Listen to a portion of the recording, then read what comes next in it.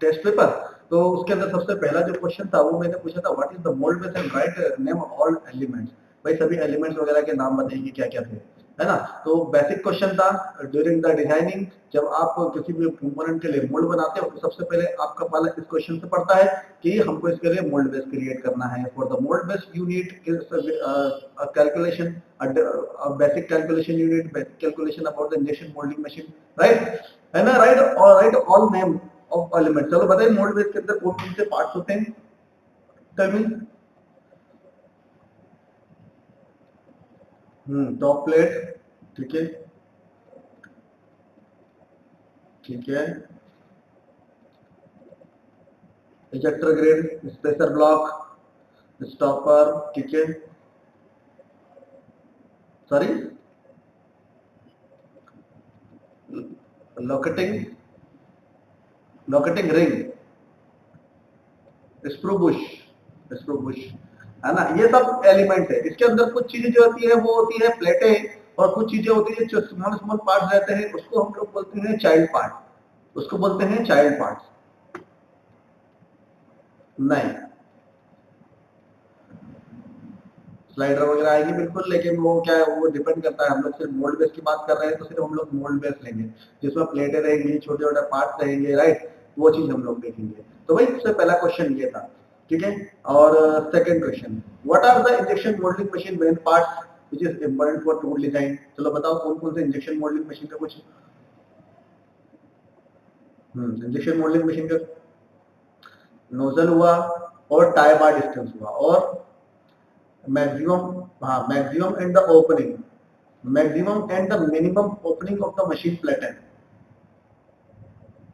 Short capacity nozzle में आ गया, स्लैब टनेज आ गया। टनेज से तो हम लोग पता करेंगे कितने टन की मशीन चाहिए हमको, राइट। तो जब हम लोग सिलेक्शन करेंगे, हाँ सिलेक्शन करेंगे तो इंजेक्शन प्रेशर हुआ, ठीक है, फर्स्ट। और उसके बाद फिर हमारा क्या हुआ, शॉर्ट कैपेसिटी हुआ, है ना। उसके बाद फिर हमारा मशीन का टाई बार हुआ। फिर उसके बाद क्या हुआ, एक और चीज, मशीन का maximum and the minimum opening of the machine platen. हाँ, मशीन प्लेटन का जो मैक्सिमम और मिनिमम कितना ओपन हो रहा है, वो चीज इंपॉर्टेंट है, राइट। अभी तक सिर्फ 2 टेस्ट पेपर कंप्लीट किए हैं, और उसमें से एक संपत्ति जी ने किया है और एक अंशुल ने किया है। अंशुल ने बहुत शॉर्ट में लिखा है, संपत्ति जी ने थोड़ा सा डिस्क्राइब किया है, ठीक है। तो भाई टेस्ट पेपर क्यों नहीं कंप्लीट किया आप लोगों ने, सबसे पहला क्वेश्चन तो मेरा ये है। इन क्वेश्चनों से भी पहला क्वेश्चन मेरा ये है कि आपने टेस्ट पेपर क्यों नहीं किया अभी।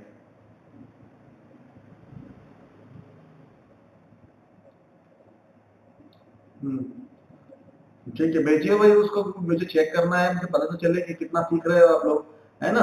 ठीक है, हाँ। थर्ड क्वेश्चन, कंपोनेंट मास अगर 20 ग्राम का है, 20 ग्राम का है, नंबर ऑफ कैविटीज अगर 4 है, रनर लेंथ अगर 160 mm का है, then what will be the runner diameter if the material is PP plus 10% GF material. क्या रहेगा इसका रनर का डायमीटर, अगर मेन रनर का डायमीटर पूछूंगा मैं आपसे तो जल्दी से बताओ। 12 mm कंफर्म। अगर 12 mm रहेगा तो कंपोनेंट कंपोनेंट का मास जो है वो 20 ग्राम है ना, 12 mm का डायमीटर है। तो भाई अगर उसमें देखा जाए, एक स्पेसिफिक उसमें देखा जाए, तो भाई 10 मिलीमीटर से ज्यादा हम लोग रनर का डायमीटर नहीं रखते हैं, ठीक है। बताओ अगर 12 mm का आ रहा है तो भी आपको 10 mm भी लेना पड़ता है, क्यों, क्योंकि वो भाई 12 mm का आएगा, लेकिन क्या होता है कि ऐसे तो धीरे धीरे वैल्यू बढ़ती जाएगी, लेकिन उसके लिए एक मिनिमम चैनल चाहिए हमको, मिनिमम और तो मैक्सिमम चैनल चाहिए, राइट। तो उस चैनल में से वो निकलना चाहिए आसानी से, इंपॉर्टेंट चीज वो होती है, राइट।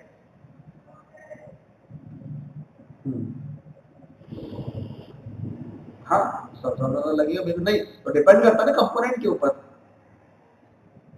कंपोनेंट क्या है, हाँ किस तरह से, हाँ किस तरह से हम लोग उसको रखेंगे। तो जरूरी नहीं 5 ग्राम, 50% एंड 75% दोनों ले सकते हो आप, डिपेंड करता है, राइट।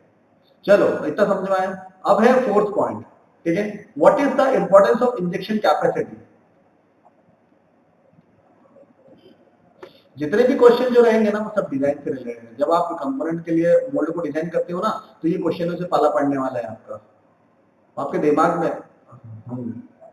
ना इंजेक्शन कैपेसिटी, हाँ, तो इंजेक्शन कैपेसिटी आपको मशीन के बारे में पता होना चाहिए कि इंजेक्शन कैपेसिटी कितना है, वो which will be in gram. For example 40 ग्राम, 80 ग्राम, 100 ग्राम, 113 ग्राम, 150 ग्राम, 200 ग्राम। हाँ, तो उससे number of cavities and the runner वगैरह डिसाइड करेंगे हम लोग, राइट। तो ये चीज थोड़ा सा इंपॉर्टेंट होती है।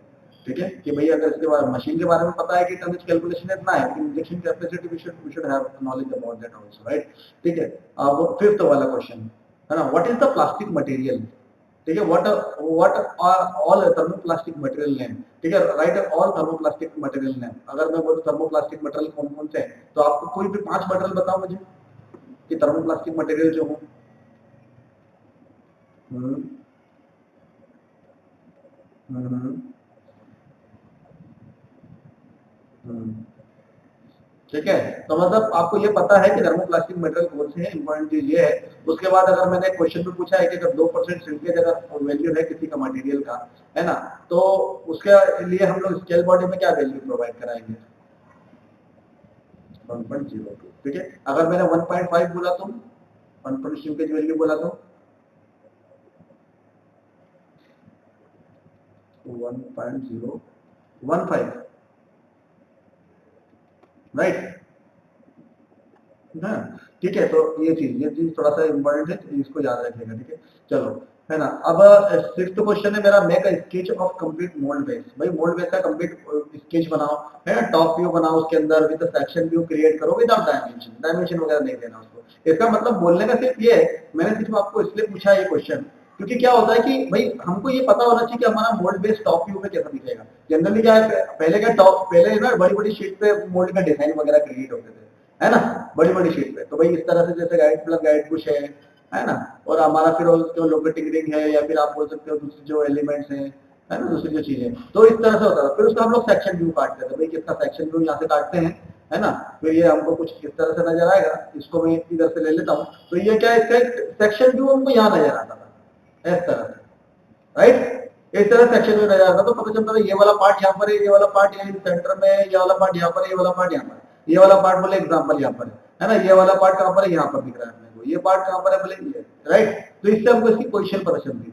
ठीक है, तो भाई वो चीज थोड़ा सा नॉलेज इंपॉर्टेंट है कि टॉप व्यू क्या होता है, साइड व्यू क्या होता है, सेक्शन व्यू क्या होता है ना, सेक्शन लाइन क्या होती है, ठीक है, सॉलिड लाइन क्या होती है। अगर ये बोलूँ कि ये कौन सी लाइन है,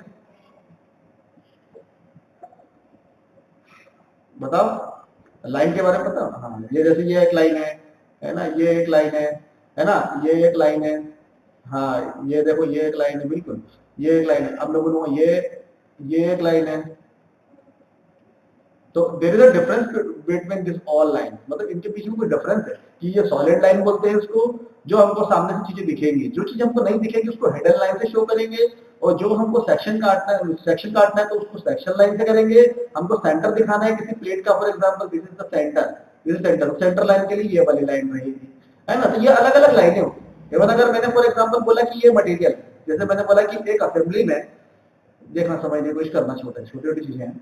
जैसे फॉर एग्जांपल एक असेंबली में दो दो मटेरियल है, ठीक है, मैंने एक को इस तरह से कुछ इस तरह से मैंने हैशिंग दिया है, ठीक है, और एक मटेरियल को मैंने कुछ इस तरह से हैशिंग दिया, चलो बताओ, है ना। तो ये क्या डिफाइन करेगा, ये डिफाइन करेगा कि ये मटेरियल अलग अलग है, कि ये बताएगा कि ये नॉर्मल एक स्टील मटेरियल है, स्टील है, और ये शो करेगा कि फॉर एग्जांपल ये कोई प्लास्टिक है, रेजिन है, या कुछ है, तो प्लास्टिक फॉर एग्जांपल, ये प्लास्टिक है एग्जांपल के लिए बोल देता हूं, राइट। तो ये क्या है, ये टर्मिनोलॉजी है, ये आईएसओ स्टैंडर्ड टर्मिनोलॉजी, ये समझ में आता है इससे कि भाई ड्राइंग बेसिकली क्या होती है, ड्राइंग शुड बी स्पीक बोला जाता है कि भाई अगर आप ड्राइंग अगर देखते हो तो आपको फिर बात करने की जरूरत नहीं है, ड्राइंग देखते ही आपको समझ में आ जाएगा कि क्या क्या कहना चाहता है सामने वाला, राइट। ठीक है, तो मोल्ड डिजाइन के लिए जब हम लोग ड्राइंग वगैरह देखते हैं या समझते हैं उसको, तो भाई वो चीज जरूरी है थोड़ा सा, राइट। दैट्स व्हाई मैंने आपको बोला टॉप व्यू बनाओ और सेक्शन व्यू बनाओ, ताकि आपको समझ में आए चीजें। क्लियर हुआ। अभी जब हम लोग ड्राइंग वगैरह क्रिएट करेंगे किसी प्लेट के लिए, किसी पार्ट के लिए, तो भी समझ में तो आना चाहिए ना टॉप व्यू क्या है, आइसोमेट्रिक व्यू क्या है, जो top view, side view, left view, है ना, ये सब चीजें क्या होती है। ठीक है, अगर हाँ, जैसे मैं अगर पूछूं आपसे first angle and the second and the third angle projection, इसको इसमें दोनों के बीच में क्या डिफरेंस है। This is the basic thing, बहुत बेसिक, बहुत बेसिक। जब हम लोग ईडी पढ़ रहे थे ना, तब बताया गया था ये, राइट। इंजीनियरिंग ड्राइंग पढ़ रहे थे भाई, इंजीनियरिंग में जब आज से कुछ साल पहले, राइट।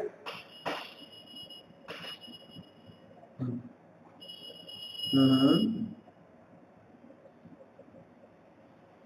तो इसका अंतर क्या है, मतलब अगर मैं मेन अंतर पूछूं तो इसका अंतर क्या है? इसमें अंतर है ऑब्जर्वर का, ऑब्जर्वर ऑब्जर्वर का अंतर, बिल्कुल ऑब्जर्वर का अंतर है, हाँ ऑब्जर्वर का अंतर है बिल्कुल। तो दैट्स वाई इसको बोलते हैं फर्स्ट एंगल और थर्ड एंगल प्रोजेक्शन। अगर मैं बोलूं इंडिया में कौन सा एंगल प्रोजेक्शन यूज करते हैं हम लोग? Third angle. और फर्स्ट एंगल का यूज करते हैं?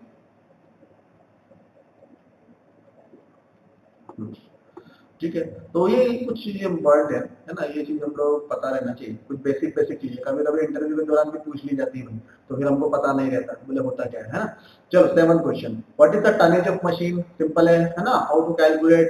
तो द कंपोनेंट ये है और कंपोनेंट का लेंथ और विड्थ ये है, इंजेक्शन प्रेशर अगर हमारा 800 बार है तो how much tonnage required for the component, है ना। कितना कितना क्या आंसर निकला था इसका, जल्दी बताओ। 38 ऐसा कुछ करके निकला होगा, राइट। 40 टन मशीन पॉसिबल है कि 40 टन मशीन अवेलेबल होती है हमारे पास? 50 टन, ओके। चलो वेरी गुड, ठीक है। एट्थ क्वेश्चन है, if the slider mass is 5 kg and the slider stroke is about to 10 mm, then how much spring length required for the pull for pull the slider block? ठीक है, हैस्को को reference बोला था मैंने, कितने L zero क्या निकला था उसमें?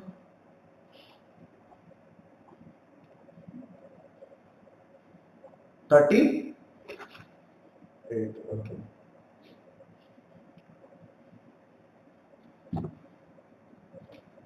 चलो 1 मिनट, यहाँ से एट क्वेश्चन हो गया, 9th क्वेश्चन, ठीक है। सॉरी 38 एल जीरो हमारा कंफर्म।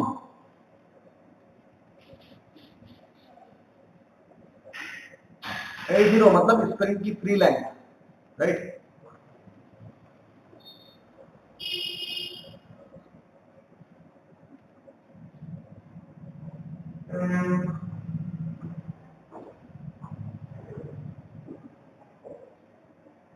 ओके, ठीक है। चलो तो यहाँ से 9th क्वेश्चन, ठीक है, हमको यहाँ पर ये दिया था, स्ट्रोक दिया था, दैट्स व्हाई हम लोगों ने वहां से डिस्टेंस निकाली। यहाँ पर हम लोगों ने क्या निकाली, अगर मैंने बोला तो वहां पर क्या वैल्यू निकाली होगी, आपने क्या वैल्यू देखी होगी? एस एन की वैल्यू 15 पॉइंट, ओके। ठीक है, 9th क्वेश्चन, ठीक है, सेलेक्ट करते आ गया, समझ में आ गया बिल्कुल सही तरीके से, है ना, किस तरह से चीजें करते हैं। हाँ। 9th question, if the external undercut is about to 4 mm, then slider height is about to 35, I am taking 35, depend करता 35 में ले रहा हूँ, ठीक है, जरूरी नहीं। या what will be the angular pin angle? ठीक है, ऐसा नहीं एंगुलर पिन का एंगल हम लोग 16 डिग्री 18 डिग्री 30 डिग्री हम लोग ले सकते हैं, कोई दिक्कत नहीं, ठीक है, लेकिन वो डिपेंड करता है कि हम लोग उसको कितना स्लाइड करवा रहे हैं, लेकिन फिर भी हमको एक पर्टिकुलर एंगल तो चाहिए, राइट। दैट्स व्हाई मैं यहाँ पर चीजें दे रहा हूँ कि एंगुलर पिन और वेज एंगल क्या रहेगा उसका। क्या आया इसका आंसर? 11.3। अच्छा, अगर मैं 11.3 या फिर मैं बोलता हूँ चलो 12 डिग्री लिया हमने, राइट। अगर मैं 12 डिग्री की जगह अगर 16 डिग्री लूंगा तो मुझे कुछ फर्क पड़ेगा क्या इसको स्लाइड कराने में, बताओ? नहीं पड़ेगा। वो डिपेंड करता है कि मैं उसको कितना अंदर स्ट्रोक दे रहा हूँ, मतलब अंदर उसकी हमारी जो एंगुलर बीम की लेंथ है उसको कितना अंदर डाल रहा हूँ, राइट। जितना मैं अंदर डालूंगा तो जितना मैं उसका लेंथ इंक्रीज करता हूँ उतना स्ट्रोक हमारा इंक्रीज होगा, राइट। लेकिन यहाँ पर इसके ऊपर डिपेंड कर रहा है कि मिनिमम एंगल, कि भाई 35 का अगर डिस्टेंस है तो हमको मिनिमम 12 डिग्री का एंगल लेना पड़ेगा, राइट। ठीक है, अगर मैं इसको कम कर देता हूँ तो एंगल इंक्रीज हो जाएगा, बढ़ जाएगा, क्योंकि इसका टॉप जो व्यू है, इसका जो टॉप वाला फेस है वो टच हो रहा है कैविटी वाले पोर्शन से, राइट। That's why.